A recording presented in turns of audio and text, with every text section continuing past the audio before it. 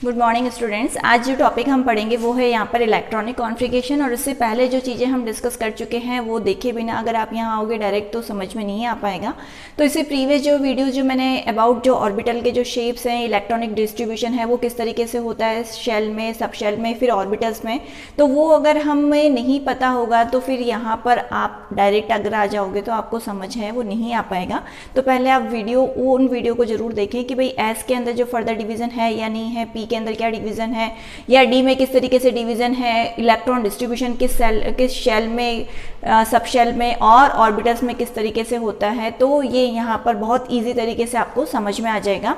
तो electronic configuration बहुत important topic है। इसमें से क्वेश्चंस है वो बहुत मतलब कॉम्पिटिटिव एग्जाम्स में पूछे ही जाते हैं। तो ये एक तरीके से समझ लो कि अगर 11th में बहुत जो एकदम इम्पॉर्टेंट जो चीज़ है वो यही है इलेक्ट्रॉनिक कॉन्फ़िगरेशन सीखना, क्योंकि इससे पहले तो आप लोगों ने सिर्फ KLMN में इलेक्ट्रॉन भरना है वो सीख रखा है, पर अब यहाँ पर SPDF में किस तरीके से इलेक्ट्रॉन भरे जाते हैं वो हम यहाँ पर सीखेंगे।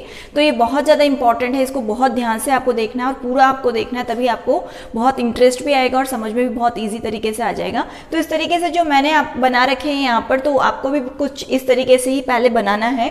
तो पहले 1s, उसके बाद में यहाँ पर 2s और 2p यहाँ पर शो कर रहा है कि ये सेकेंड शेल है वो स्टार्ट हो गया। ये तो था हमारा फर्स्ट शेल जिसके अंदर n की वैल्यू कितनी थी, 1 थी। फिर बाद में आता है L,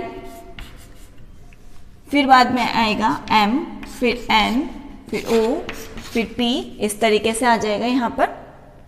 अब यहाँ पर जब आप देख रहे हो कि इस तरीके से यहाँ पर K के अंदर 1s आ गया, L के अंदर ये 2s और 2p दो शेल आ गए, M के अंदर है वो यहाँ पर 3 यहाँ पर आ जाएंगे फर्दर सब शेल्स, फिर N के अंदर यहाँ पर फर्दर है वो 4 जो सब शेल्स आ जाएंगे, इसी तरीके से O के अंदर। और यहाँ पर मैंने और आगे फर्दर जो यहाँ पर आना चाहिए था G और H यहाँ पर मैंने नहीं लिखा है क्योंकि इतने हमारे काम में नहीं आते। तो जो जनरली काम में आते हैं मैंने सिर्फ वही यहाँ पर मेंशन है वो किए हैं। अब आपको करना क्या है, आप लोगों को जब कॉन्फ़िगरेशन जो लिखना है तो एक सीरीज है वो होती है, वो सीरीज के अकॉर्डिंग इलेक्ट्रॉन्स है वो भरे जाते हैं। और इसके पीछे रीज़न ये है कि इलेक्ट्रॉन हमेशा पहले उस पर्टिकुलर वहाँ पर शेल के अंदर जाता है और वीकेंड से सब शेल में जाएगा वहाँ पर, जिसके अंदर वहाँ पर एनर्जी उसकी क्या होगी, कम होगी। अब जैसे कि बच्चा अगर स्कूल के अंदर पढ़ने जाता है तो ऐसा नहीं है कि उसको सीधे मतलब 8th क्लास में भेज दिया जाता है, उसको स्टार्टिंग से वहाँ पर जैसे प्ले ग्रुप में गया, नर्सरी में गया, फिर LKG, फिर UKG, इस तरीके से आगे बढ़ता है। तो यहाँ पर भी क्या है, इलेक्ट्रॉन ऐसा नहीं कि सबसे पहले उसमें भेज दिया कि जो न्यूक्लियस से बहुत दूर हो, जो न्यूक्लियस के सबसे पास में है पहले उस शेल के अंदर इलेक्ट्रॉन को है वो फिल किया जाता है, क्योंकि उसकी एनर्जी क्या होती है, सबसे कम होती है। फिर जैसे जैसे जैसे डिस्टेंस बढ़ती जाएगी तो वहाँ पर रेडियस क्या होती जाएगी, वहाँ पर बढ़ती जाएगी, और रेडियस जैसे जैसे बढ़ेगी तो वहाँ पर एनर्जी भी क्या होगी, वहाँ पर बढ़ेगी। इस चीज़ का आपको ध्यान रखना है। जैसे जैसे वहाँ पर जो पर्टिकुलर शेल का साइज बढ़ेगा वहाँ पर उसकी एनर्जी भी क्या होगी, वहाँ पर बढ़ती जाएगी। तो इलेक्ट्रॉन पहले उस जगह जाएगा जहाँ पर इलेक्ट्रॉन के लिए जो एनर्जी है वो क्या हो, सबसे कम हो। तो वहाँ पर न्यूक्लियस की जो इफेक्टिव न्यूक्लियर चार्ज है उसके ऊपर क्या होगा, सबसे ज़्यादा होगा, अट्रैक्शन है वो ज़्यादा होगा, और वहाँ पर वो इजीली वहाँ से हम उसको हटा भी नहीं पाएंगे। तो इलेक्ट्रॉन पहले वहीं जाएगा जहाँ एनर्जी कम है, और फिर धीरे धीरे धीरे ऐसे जगह पे, ऐसे शेल्स में जाएगा जहाँ पर एनर्जी का लेवल धीरे धीरे क्या होता रहेगा, कम होता रहेगा। तो यहाँ पर हम देखेंगे कि भाई पहले कौन से शेल्स की जो एनर्जी है वो कम है। तो यहाँ पर हमने देखा, इस तरीके से हमने ये पूरा लिख लिया। अब आपको करना क्या है, इस तरीके से यहाँ से शुरू करना है और इस तरीके से स्लांटिंग मतलब तिरछी लाइन है वो बनानी है। तो 1s के अंदर इलेक्ट्रॉन है वो पहले गया क्योंकि ये न्यूक्लियस के सबसे पास में होगा, एनर्जी सबसे कम होगी। फिर नेक्स्ट क्या होगा, यहाँ से गया है, ये स्लांटिंग सेकेंड लाइन आ गई। तो 1s के बाद में इलेक्ट्रॉन कहाँ जा रहा है, 2s के अंदर जा रहा है। फिर हमने स्लांटिंग लाइन खींची तो यहाँ से जो लाइन गई वो पहले 2p में गई और 2p के बाद में कहाँ गया, 3p के अंदर गया। फिर हम फर्दर यहाँ पर गए तो जो हमने लाइन ड्रॉ किया तो इसके अंदर हमको क्या सीक्वेंस मिल रहा है, 3p के बाद में क्या मिल रहा है, 4s मिल रहा है। अब उसके बाद में फर्दर जो हम लाइन ड्रॉ करेंगे तो यहाँ पर ये कुछ ये सीक्वेंस आएगा, ठीक है। तो जनरली हम लोगों के यहाँ तक है वो सफिशिएंट है 11 तक के अंदर, क्योंकि यही अधिकतर है जो काम में आते हैं कॉन्फ़िगरेशन। तो एक बार हम सीक्वेंस है वो लिख लेते हैं यहाँ पर। तो सीक्वेंस हम लिखेंगे तो 1s के बाद में, जैसे इस तरीके से बढ़ते हुए क्रम के अंदर जो ऑर्डर के अंदर अगर हम देखें तो 1s के बाद में एनर्जी लेवल किसका ज़्यादा होगा, 2s के बाद में आया 2p के बाद में क्या दिख रहा था, 3s के बाद में यहाँ पर जो लाइन जो फोर्थ लाइन हमने ड्रॉ की थी तो उसमें 3p के बाद में यहाँ पर जो लाइन जो हमने ड्रॉ की उसके बाद में हमको मिला 4s के बाद में अगर आप देखो तो यहाँ पर जो फिफ्थ लाइन हमने ड्रॉ की तो उसमें सबसे ऊपर क्या आ रहा है, 3d है वो आ रहा है, और उसके बाद में 4p के बाद में 5s है वो आ रहा है। उसी तरीके से आप आगे भी इसको ड्रॉ करना चाहो तो इस तरीके से बहुत इजी है। फिर यहाँ से हम शुरू कर देंगे तो ये सीक्वेंस हमको मिलते चले जाएंगे यहाँ पर। तो कोई मतलब बहुत इजी तरीके से आप यहाँ पर ये जो सीक्वेंस है वो बना सकते हो, मतलब रटने की आपको ज़रूरत नहीं है, सिर्फ स्लांटिंग लाइंस आपको बनानी है और स्लांटिंग लाइन के थ्रू जो पहले आ रहा है, जैसे यहाँ से शुरू करना, बस इस चीज़ का ध्यान रखना है। जैसे यहाँ से शुरू किया 1s आए, यहाँ से शुरू किया 2s आए, यहाँ से शुरू किया 2p और फिर जो नीचे आ रहा था 3s उसको लिख दिया, फिर यहाँ से शुरू किया 3p, फिर बाद में 4s, फिर 3d, 4p और 5s, फिर 4d, 5p, 6s, इस तरीके से हम पढ़ते चले गए। तो यहाँ पर ये सीक्वेंस कुछ हमको मिल गया जो हमारे ज़्यादा काम का है, और इसी के बेसिस पे हम क्या कर सकते हैं, किसी भी एटम के लिए वहाँ पर इलेक्ट्रॉनिक कॉन्फ़िगरेशन है वो इजी तरीके से हम लिख सकते हैं। बस अब आपको ध्यान क्या रखना है, एक चीज़ अब आपको ध्यान में रखनी है यहाँ पर कि S के अंदर मैक्सिमम इलेक्ट्रॉन्स कितने आते हैं, 2। फिर बाद में आता है P में मैक्सिमम इलेक्ट्रॉन्स, क्योंकि फर्दर डिवीजन होता है 3 उसके ऑर्बिटल्स होते हैं और 1 में 2 ही आप फिल कर सकते हो, तो मैक्सिमम कितने आ गए, 6 आ गए। फिर D के अंदर यहाँ पर मैक्सिमम आप फिल कर सकते हो 10, क्योंकि फर्दर जो डिवीजन होता है वो 5 में होता है, तो 5 × 2 कितना किया तो 10 आ गया। और F जो हमने अभी लिया नहीं है क्योंकि लेंथेनॉइड रेक्टेनॉइड्स का कॉन्फ़िगरेशन है वो हम लोगों के 12th में है, जनरली रहता है, तो अब उसका भी ध्यान रख लो कि उसके अंदर F के अंदर मैक्सिमम है वो कितने आएंगे, 14 है वो आएंगे। तो ये सीक्वेंस इस तरीके से चलेगी, चाहे तो हम इसके अंदर भी मेंशन कर देते हैं। 5s के बाद में नेक्स्ट जो लाइन आ रही है वो यहाँ पर आ रही है 4d के बाद में आएगा 5p के बाद में 6s के बाद में आएगा यहाँ पर 4f, और 4f के बाद में यहाँ पर 5d के बाद में 6p, इस तरीके से है वो कॉन्फ़िगरेशन है वो चलेगा। अभी जैसे मैं बताऊंगी तो आपको तो शायद इतना समझ में नहीं आ पाएगा। यहाँ पर आपको एक चीज़ ध्यान रखनी है कि 3d मतलब जो कि नंबर है वो थर्ड शेल का वो कम था, फिर भी 4s है वो पहले आ गया। उसी तरीके से यहाँ पर जो 4f है तो 4 नंबर बहुत कम है, फिर भी यहाँ पर 6s पहले आ गया, 5p है वो पहले आ गया। तो यहाँ पर क्या क्या इनके रीज़न हो सकते हैं कि भाई 4d तो भाई पहले ही आ गया, उससे पहले 5s भी यहाँ पर भी पहले आ गया। तो ये इस तरीके से यहाँ पर जो वेरिएशन नज़र आ रही है एनर्जी के अंदर इन शेल्स की, तो उसके पीछे क्या रीज़न है, तो उसके लिए आप वो प्रिंसिपल हमको है डिटेल से पढ़ना पड़ेगा। अभी तो सिर्फ आपको ये समझना है कि स्लांटिंग लाइन खींचते जो आपको सीक्वेंस है वो मिल जाएगा, और रीज़न इसका यही है कि कहीं ना कहीं इनकी एनर्जी है, जैसे 3d अगर बाद में आ रहा है इसका मतलब इसकी एनर्जी क्या है, ज़्यादा है, इस वजह से ये बाद में आ रहा है, और जिसकी एनर्जी कम है वो अपने आप ही सीक्वेंस के अंदर क्या हो गया, पहले आ गया। और इसके पीछे भी क्या है, रूल्स हैं, N+L रूल है, या वहाँ पर और भी जो फर्दर जो आफबो के प्रिंसिपल के अंदर आते हैं, पाउलीज जो प्रिंसिपल हैं, या फिर वहाँ पर जो हुन्स प्रिंसिपल है, वो सारे हम पढ़ेंगे। बट अभी आज वाले वीडियो के अंदर तो हम सिर्फ ये देखेंगे कि किस तरीके से हम यहाँ पर इलेक्ट्रॉन फिल करना सीख सकते हैं बहुत ईजी तरीके से। तो ये सीक्वेंस अभी आपको बनाना है, कॉपी के अंदर ड्रॉ करना है, और उसके बाद में अब हम सीखेंगे कि भाई किस तरीके से हम इलेक्ट्रॉनिक कॉन्फ़िगरेशन है वो लिख सकते हैं बहुत इजी तरीके से। तो हम यहाँ पर जो एटॉमिक नंबर है जो सबसे सिंपल है, हाइड्रोजन है, वो स्टार्ट कर रहे हैं यहाँ से। ये सीक्वेंस मेरे पास में है, ये इसके देखते जाना है और बहुत इजी तरीके से हमें वो यहाँ पर कॉन्फ़िगरेशन है वो लिख लेंगे। अब यहाँ पर हाइड्रोजन लिखा, सबसे फर्स्ट शुरुआत हमने इसी से करी। अब इसका कॉन्फ़िगरेशन लिखना है, एटॉमिक नंबर इसका 1 है। 1 देखकर हमें पता चल गया कि भाई प्रोटॉन का नंबर 1 है, तो इसका मतलब इलेक्ट्रॉन का नंबर भी 1 होगा। अब इसका कॉन्फ़िगरेशन हम लिखेंगे, एक ही इलेक्ट्रॉन है तो 1s, क्योंकि मैक्सिमम आप 2 फिल कर सकते हो, तो यहाँ पर मिनिमम तो यहाँ पर उससे कम हो सकता है, बट 2 से ज़्यादा आप फिल है वो नहीं कर सकते हो। तो हमने क्या लिखा, 1s1। उसके बाद में नेक्स्ट हमने ले लिया यहाँ पर हीलियम। हीलियम हमने लिया तो ये क्या हो जाएगा, 1s2। बहुत इजी, बहुत आसान है, आपको सिर्फ नंबर फिल करते जाना है और कुछ नहीं करना। इन सब के अंदर नंबर फिल करते जाओगे और आपका कॉन्फ़िगरेशन है वो आपको मिलता जाएगा। अब उसके बाद में हमने लिया लिथियम।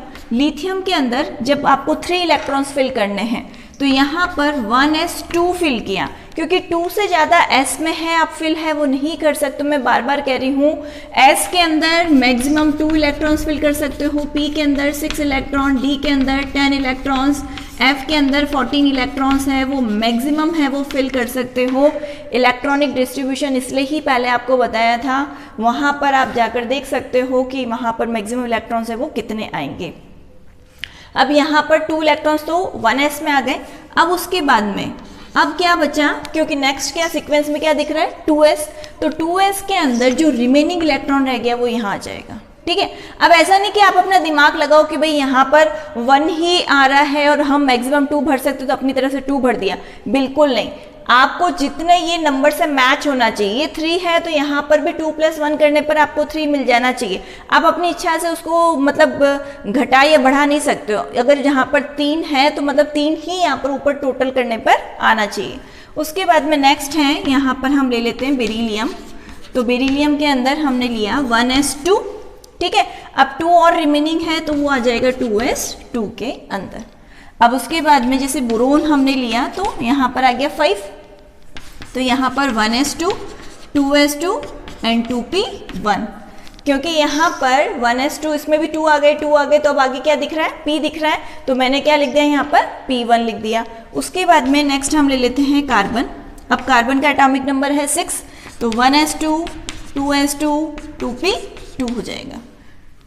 अब नेक्स्ट हम बढ़ते हैं आगे, तो 7 पे आ जाता है नाइट्रोजन, 1s2, 2s2, 2p3। क्योंकि हम इसमें p के अंदर मैक्सिमम कहाँ तक जा सकते हैं, 6 तक जा सकते हैं। तो यहाँ पर अभी तो हम कहाँ तक पहुँचे हैं, 3 तक ही पहुँचे, तो यहाँ पर हमने नाइट्रोजन का भी लिख लिया। उसके बाद में हम ले लेते हैं यहाँ पर नाइट्रोजन के बाद में ऑक्सीजन का, 8 नंबर पे ऑक्सीजन का ले लेते हैं। तो 1s2, 2s2 और उसके बाद में यहाँ पर कितना आ जाएगा, क्योंकि 8 लेकर आना है तो यहाँ पर आ जाएगा 4। तो 2 + 2 4, 4 + 4 कितना हो गया, 8 हो गया। उससे ज़्यादा नहीं करना है, बस आपका ये नंबर और ये नंबर है वो मैच हो जाना चाहिए, और बाकी चीज़ें ये आपको ध्यान में रखनी, बहुत ईजी है। उसके बाद में यहाँ पर फ्लोरीन का हमने किया, तो 1s2, 2s2। अब उसके बाद में 2 + 2 कितना हुआ, 4 हुआ। अब हमें यहाँ पर P के अंदर कितने चाहिए, यहाँ पर 4 तो कंप्लीट हो चुके हैं, यहाँ पर हमें चाहिए टोटल 9। तो यहाँ पर अगर 9 में से 4 आप माइनस करोगे तो कितना मिल जाएगा, 5 है वो मिल जाएगा। अब उसके बाद में हम आगे बढ़ते हैं, यहाँ पर नियॉन। नियॉन के अंदर एटॉमिक नंबर 10 हो गया। अब हम आगे बढ़ेंगे, 1s2, 2s2, 2p6। अब यहाँ पर अब अगर आप लेते हो सोडियम, तो अब क्या होगा, 1s2, 2s2, 2p6। अब ऐसा नहीं कि बच्चे यहाँ पर 7 कर दें, यहाँ पर 6 फिल हो गया, मैक्सिमम जो यहाँ पर कॉन्फ़िगरेशन हो सकता था वो हमने फिल कर दिया। अब जो एक इलेक्ट्रॉन बच रहा है, अब इसको 7 नहीं करना है, अब वो नेक्स्ट इलेक्ट्रॉन किस में जाएगा, 3s में जाएगा। तो यहाँ पर हो गया 3s1। ये चीज़ आपको ध्यान में रखनी है। ऐसा नहीं कि मतलब जैसे यहाँ पर 11 हो गया तो इसको भी अभी भी 7 करते जा रहे हो, 8 करते जा रहे हो, बिल्कुल नहीं। आपको सीक्वेंस के अकॉर्डिंग बढ़ते हुए जाना है। जैसे स्कूल के अंदर आप देखते हो ना कि भाई किसी क्लास की जो मैक्सिमम कैपेसिटी है अगर वहाँ पर 40 है, तो ऐसा थोड़ी ना कि भाई 50 भी आ रहे हैं, 60 भी आ रहे हैं बच्चे, 70 भी आ रहे हैं, तो भी उन्हीं को एक ही क्लास में बैठा रखा है। हम क्या करते हैं, उसको सेक्शन को डिवाइड कर देते हैं कि भाई अगर 40 की जो मैक्सिमम कैपेसिटी है वो हो चुकी है, तो अब हमें क्या करना है कि नेक्स्ट जो भी बच्चे आ रहे हैं हम उनको क्या करेंगे, अलग सेक्शन में बैठाना है है वो शुरू कर देते हैं। तो सेम इसी तरीके से भी एक्स की मैक्सिमम कैपेसिटी है वो पहुंच चुकी है, मैक्सिमम लिमिट पहुंच चुकी है। तो अब जो इलेक्ट्रॉन आएगा वो कहाँ जाएगा, उससे नेक्स्ट वाले जो शेल कह सकते हैं हम उसके अंदर चला जाएगा।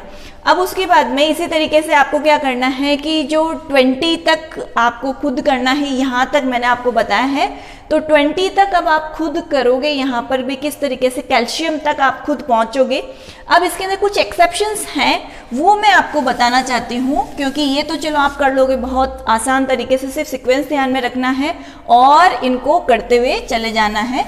अब यहाँ पर कुछ एक्सेप्शन, जैसे कि केमिस्ट्री है तो एक्सेप्शंस तो होंगे ही होंगे, ये चीज़ आपको ध्यान रखनी है। केमिस्ट्री तो फुल ऑफ एक्सेप्शंस है, वहाँ पर बहुत सारी चीज़ें ऐसी मिलेंगी जो इस पर्टिकुलर सीक्वेंस से भी क्या मिलेंगी, अलग मिलेंगी। उसमें सबसे पहला जो एग्जाम्स में जो पूछे जाते हैं उनकी अगर हम बात करें, या कॉम्पिटिटिव एग्जाम्स के अंदर जो पूछे जाते हैं, जनरली पूछे जाते हैं, तो उसमें आता है सबसे पहले क्रोमियम।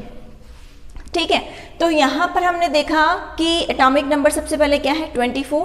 अब आपको याद हो जाने चाहिए, मतलब 36 तक तो इजीली आपको लर्न है वो होने चाहिए। उसके लिए भी हम वीडियो बना लेंगे कि पीरियोडिक टेबल को किस तरीके से है वो लर्न आप इजी तरीके से कर सकते हो। पर एक मेरा सजेशन ये है कि आप बिना किसी ट्रिक के अगर वैसे ही याद करो तो बहुत मतलब अच्छा रहेगा।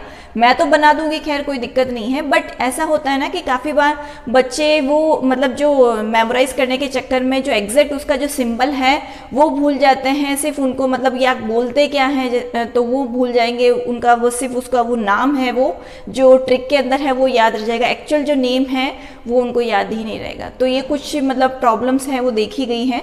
तो मेरा सजेशन तो यही है, बट फिर भी याद करने के हिसाब से वो वीडियो भी बना देंगे जल्दी। अब इसके अंदर जैसे क्रोमियम की बात करें तो एटॉमिक नंबर कितना हो गया 24 हो गया। अब 24 के अकॉर्डिंग हमें इलेक्ट्रॉन है वो फिल करते जाना है।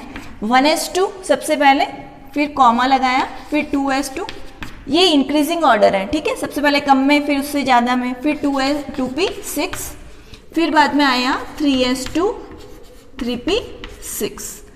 अब एक चीज़ आपको ध्यान रखनी है, 3p6 तक जब हम पहुंच चुके हैं तो 3p के बाद में 3d नहीं आता है, इस चीज़ का आपको ध्यान रखना है।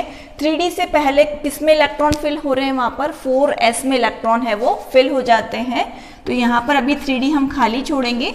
4s सीक्वेंस मतलब प्लेस तो उसका वही रहेगा, ऐसा नहीं कि मतलब वो उसका प्लेस भी चेंज हो जाएगा। उस एटम के अंदर उसकी जगह तो वही है, पर उसको हम इलेक्ट्रॉन पहले नहीं दे रहे हैं, हम इलेक्ट्रॉन है वो नेक्स्ट वाले शेल के अंदर जाकर पहले भर रहे हैं। पर इसका ऐसा बिल्कुल मतलब नहीं है कि 3d है वो उठ के 4p की जगह 4s की जगह चला गया और 4s अंदर की तरफ आ गया, ऐसा बिल्कुल इसका मीनिंग नहीं है। इसका मीनिंग ये है कि ये अपनी जगह पर ही है, बट इसकी एनर्जी ज़्यादा होने की वजह से इलेक्ट्रॉन यहाँ पर पहले इसको मिलेंगे। जैसे फॉर एग्जाम्पल अगर आप कहीं खाना खाने के लिए गए और आप चाहे पहले वहाँ पर बैठे, वो जो पंगत वाला सिस्टम होता है ना, आप भले ही वहाँ पर पहले बैठे हुए हैं पर आपको नहीं देखकर वहाँ पर पहले किसी और को है वो सर्व कर दिया गया, कि हो सकता है उसको भूख ज़्यादा लग रही हो। और अगर कोई वहाँ पर जनरली जो सर्व करने वाले हैं, अगर वहाँ पर कोई जो खाना खाने बैठा है, कोई एजेड पर्सन है, तो जनरली होता है कि भाई उनको पहले वो सर्व है वो कर दिया जाता है। उनकी भी एनर्जी मतलब जैसे जैसे भाई जो यंग है तो उनकी एनर्जी लेवल ज़्यादा होता है, और जो थोड़े ओल्ड एज वाले पर्सन है तो उनकी क्या है वहाँ पर एनर्जी लेवल है वो कम हो सकता है। या फिर ये भी हो गई एक तरफ लड़का बैठा और एक तरफ लड़की बैठी, तो जनरली है वो लड़की को है वो पहले उनको दे दिया जाता है कि भाई हाँ, उसको भी मान लेते हैं भाई हाँ चलो इसकी एनर्जी कम है और लड़के की एनर्जी है वो ज़्यादा है, कंट्रोल है वो कर सकता है अपनी भूख को। तो इसी तरीके से यहाँ पर भी क्या किया कि 3D को हम है तो उसी जगह पर, बट वहाँ पर पहले नहीं भरकर हम पहले किस में भर देंगे 4s में भर देंगे। अब s में मैक्सिमम कितना आएंगे 2 आएंगे। अब यहाँ पर जो बचे हुए हैं वो कितने आने चाहिए 4 आने चाहिए। ठीक है, अकॉर्डिंग टू दिस सीक्वेंस ये आने चाहिए थे, बट फिर भी ऐसा है वो नहीं होता है। इसके पीछे एक एक्सेप्शन है। अब ये जो हमने सीक्वेंस के अकॉर्डिंग अभी तक जो नया नया सीखा है उसके अंदर भी एक्सेप्शन आ गया। अब ये किस में बदल जाएगा 1s2, 2s2, 2p6, 3s2, 3p6, और यहाँ से एक इलेक्ट्रॉन है वो जंप करके इधर आ जाएगा और इधर आ जाएगा 4s1। तो ये था यहाँ पर एक्सेप्शन यहाँ पर क्या होगा कि 4s2 में से एक इलेक्ट्रॉन निकल कर कहाँ जाएगा, 3d के अंदर चला जाएगा, ये 3d 5 में बदल जाएगा और ये बदल जाएगा 4s1 के अंदर। अब आपके दिमाग में आ रहा होगा कि भाई हमने तो इतनी मुश्किल से इतना ये सीक्वेंस है वो देखा समझा और यहाँ पर फिर एक एक्सेप्शन आ गया। अब इसके पीछे क्या लॉजिक है कि ऐसा क्यों हुआ, ऐसा करने की क्या जरूरत थी क्रोमियम को, क्यों ये नॉर्मल उसमें नहीं रह सकता था? तो इसके पीछे भी बहुत रीज़न है, क्योंकि हर एक, जैसे मैं पहले भी बता चुकी हूँ, हर एक अपनी लाइफ में स्टेबिलिटी चाहता है, तो ये बेचारे भी तो स्टेबिलिटी चाहते हैं, तो इनका भी यही मोटिव रहता है कि एनी हाउ इनको स्टेबिलिटी है वो मिल जाए। अब वो चाहे ऑक्टेट मतलब 8 इलेक्ट्रॉन पूरे करके मिले, या इनके केस में यहाँ पर क्या जो रूल है वो लगेगा कि जो 5, क्योंकि डी का मैक्सिमम इलेक्ट्रॉन्स कितने होते हैं 10, तो 10 का आधा कितना हुआ 5 हुआ, तो फुलफिल्ड और हाफ फिल्ड जो कॉन्फ़िगरेशन होते हैं वो बहुत ज़्यादा स्टेबल है वो माने गए हैं। क्यों माने गए हैं? क्योंकि ये ज़्यादा है वो सिमेट्रिकल होते हैं। इसको समझते हैं हम, अगर इसको हम समझें यहाँ पर, तो जो 3d5 है, क्योंकि d के अंदर फर्दर है वो डिवीजन होता है 5 के अंदर, 5 ऑर्बिटल्स होते हैं। अब इसमें 5 इलेक्ट्रॉन मैंने यहाँ पर फिल कर दिए, तो ये क्या होगा, बहुत ज़्यादा सिमेट्रिकल होगा। जैसे मैंने यहाँ पर बीच में से कट किया, तो यहाँ पर ये हो गया इसका हाफ और ये हो गया इसका हाफ, तो मतलब यहाँ पर ये इक्वली हाफ में क्या हो जाएगा, डिवाइड है वो हो जाएगा, ये ज़्यादा है वो सिमेट्रिकल होगा। और जो चीज़ सिमेट्रिकल होती है उसकी स्टेबिलिटी क्या होती है, ज़्यादा होती है। जैसे हम लोगों को पता है कि जैसे हमारी बॉडी भी है, तो वो भी क्या है, सिमेट्रिकल। अगर बीच में से कट करें यहाँ से, तो हमको 2 इक्वल हाफ से वो मिल जाएंगे, तो वो क्या है, सिमेट्रिकल है। तो पहला पॉइंट तो क्या हो गया, इट इज सिमेट्रिकल। ये दोनों के केस में बता रही हूँ, फुलफिल्ड एंड हाफ फिल्ड, ये दोनों ही क्या होंगे, यहाँ पर सिमेट्रिकल है वो होंगे। ठीक है, यहाँ से बीच में से डिवाइड किया तो यहाँ पर भी 2 इलेक्ट्रॉन दिख रहे हैं, यहाँ पर भी 2 इलेक्ट्रॉन दिख रहे हैं, इसका मतलब इट इज सिमेट्रिकल। और जो सिमेट्रिकल होता है वो मोर स्टेबल होता है। तो पहला पॉइंट तो हमारे दिमाग में क्लियर हो गया कि भाई ऐसा क्यों हुआ, बिकॉज इट इज सिमेट्रिकल, और सिमेट्रिकल होगा वो क्या होगा, मोर स्टेबल होगा। फिर सेकंड आता है high exchange energy, high exchange energy, ये हुआ हमारा सेकंड पॉइंट। अब ये क्या चीज़ आ गई, नहीं, हाफ जो हाई एक्सचेंज एनर्जी का मतलब होगा कि जो अगर जो इलेक्ट्रॉन्स है जो एक ही पर्टिकुलर यहाँ पर ऑर्बिटल के अंदर बैठे हुए हैं और उनका सबका स्पिन है वो एक जैसा है, और हमको बनाना भी एक जैसा है। ऐसा नहीं कि मतलब जैसे यहाँ पर इसको अपवर्ड बना दिया, इसको डाउनवर्ड, अगर वो सब अलग अलग वहाँ पर उसमें ऑर्बिटल्स में बैठे हुए हैं, तो आपको सबका जो स्पिन है वो अगर यहाँ पर अपवर्ड बना रहे हो तो सबका अपवर्ड ही बनाना है, और सबका अगर डाउनवर्ड बना रहे हो तो अलग अलग शेल्स के अंदर, अलग अलग ऑर्बिटल्स के अंदर आपको क्या बनाना है, एक जैसा ही बनाना है। अब यहाँ पर इसकी एक्सचेंज एनर्जी की अगर हम बात करें, तो इलेक्ट्रॉन की टेंडेंसी होती है कि वो क्या करते हैं कि अपनी जो पोजीशन है वो क्या कर सकते हैं, एक्सचेंज कर सकते हैं सेम स्पिन वाले इलेक्ट्रॉन के साथ में। अब वो कैसे करेंगे, जैसे फर्स्ट इलेक्ट्रॉन, जैसे यहाँ पर आपको 5 इलेक्ट्रॉन्स है वो नजर आ रहे हैं, तो ये पहला इलेक्ट्रॉन है, अगर इसकी बात करें तो ये अपनी सीट है, एक तरीके से जैसे आप क्लास में है ना अपनी सीट एक्सचेंज कर लेते हो काफी बार, आज इसके पास नहीं इसके पास बैठ गए, आज इसके पास नहीं इसके पास बैठ गए, तो जनरली ये भी क्या करते हैं कि अपनी जो सीट है वो एक्सचेंज कर सकते हैं। अब वो पहला इलेक्ट्रॉन कितने लोगों से सीट एक्सचेंज कर सकता है, वो यहाँ जा सकता है, यहाँ जा सकता है, यहाँ जा सकता है, या यहाँ, मतलब टोटल 4 लोगों के साथ में यहाँ पर क्या कर सकता है, जो अपनी सीट है वो क्या कर सकता है, एक्सचेंज कर सकता है। तो जब ये अपनी सीट एक्सचेंज करेगा, अपनी पोजीशन एक्सचेंज करेगा, तो वहां पर कुछ अमाउंट के अंदर जो एनर्जी है वो रिलीज होती है। तो जब भी एनर्जी बाहर रिलीज होगी, हमेशा स्टेबिलिटी है वो बढ़ेगी। हमेशा ध्यान रखना है कि जब भी एनर्जी बाहर रिलीज हुई तो एनर्जी वहां पर क्या हो जाएगी, वहां पर जो बाहर रिलीज हो रही है तो एक्सचेंज एनर्जी क्या हो रही है, वहां पर बढ़ रही है, तो उसकी स्टेबिलिटी क्या हो जाएगी, वहां पर बढ़ जाएगी। एक हमेशा ध्यान रखना है कि वहां पर अगर ये जैसे ही एक्सचेंज एनर्जी कुछ भी अमाउंट के अंदर एनर्जी बाहर निकली तो उसकी स्टेबिलिटी क्या हो जाएगी, हमेशा इंक्रीज है वो हो जाएगी। वही अगर हम सेकंड यहाँ पर अगर इलेक्ट्रॉन की बात करें तो वो अपनी सीट कहाँ तक एक्सचेंज कर सकता है, ये 3 लोगों के साथ में एक्सचेंज है वो कर सकता है। वही अगर थर्ड की बात करें तो वो 2 के साथ में, और फोर्थ की बात करें तो 1 के साथ में जो इलेक्ट्रॉन है वो एनर्जी क्या कर जो अपनी पोजीशन है वो क्या कर सकता है, एक्सचेंज है वो कर सकता है। तो यहाँ पर हमने देखा कि हाई एक्सचेंज एनर्जी की वजह से भी क्या होगी, स्टेबिलिटी इंक्रीजेस, स्टेबिलिटी इंक्रीजेस, यहाँ पर इनकी स्टेबिलिटी क्या होगी, इंक्रीज होगी। तो ये दो मेन पॉइंट हैं कि जिसकी वजह से क्या होगा, यहाँ पर जो स्टेबिलिटी इन दोनों की हाफ फील्ड और फुल फील्ड वालों की क्या होगी, ज़्यादा होगी। वही अगर यहाँ पर अगर फुल फील्ड होता तब भी क्या होता, तो भी ये सिमेट्रिकल होता। अगर हम बीच में से कट कर दे तो 5 इलेक्ट्रॉन इधर रह गए, 5 इधर रह गए। वही यहाँ पर ये वाले अपवर्ड वालों से अपनी पोजीशन चेंज करते और डाउनवर्ड वालों के साथ में अपनी पोजीशन है वो एक्सचेंज करते, तो उस केस में भी क्या होता है कि एक्सचेंज एनर्जी वहाँ पर हाई होती। वही अगर हम कोई ऐसा केस ले लें जैसे 3d4 अगर हमने यहाँ पर देखना है, तो 3d4 में क्या होगा, वहाँ पर एक्सचेंज एनर्जी है, दोनों ही चीजें हम लगाकर देखेंगे, 1 2 3 4। अब यहां से मैंने इसको कट किया तो ये क्या आ गया, नॉट सिमेट्रिकल। सबसे पहला पॉइंट कैंसिल हो गया, तो स्टेबिलिटी क्या हो गई, खत्म हो गई। फिर हमने देखा एक्सचेंज एनर्जी कितनी हो सकती है कि जो ये पहला वाला इलेक्ट्रॉन है वो सिर्फ 3 वहाँ पर अपनी प्लेसेस के साथ में जो एनर्जी है वो क्या कर सकता है, एक्सचेंज है वो कर सकता है। तो फर्स्ट वाले को वहाँ तो मिल रहा था 4, यहाँ पर कितना मिल रहा है, 3 ही मिल रहे हैं यहाँ पर। तो हम कंपेयर अगर करें तो यहाँ पर ये जो 3d4 है वो कैसा मिलेगा, नॉट स्टेबल है वो मिलेगा। तो इस तरीके से हम देख सकते हैं कि जो 3d4 है it is not stable, 3d5 is more stable, that's why electron will move from 4s2 to 3d4।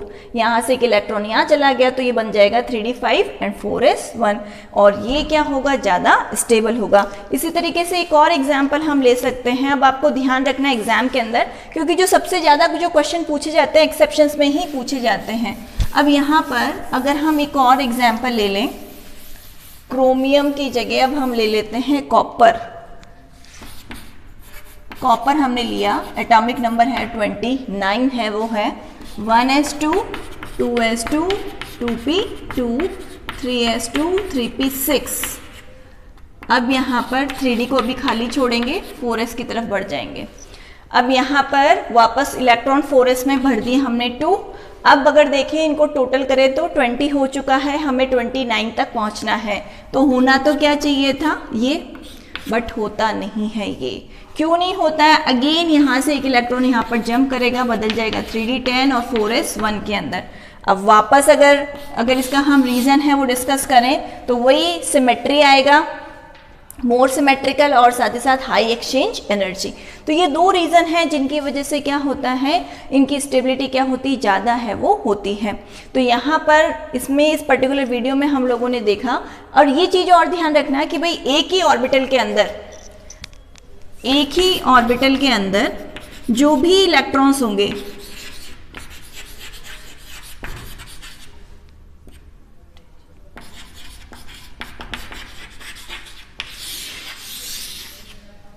यहाँ पर एक चीज और आपको ध्यान में रखनी है, ये जो नया एक मतलब छोटा सा टॉपिक है, डीजेनरेटेड जो ऑर्बिटल्स होते हैं वो क्या होते हैं। तो डीजेनरेटेड का मतलब है हैविंग सेम एनर्जी,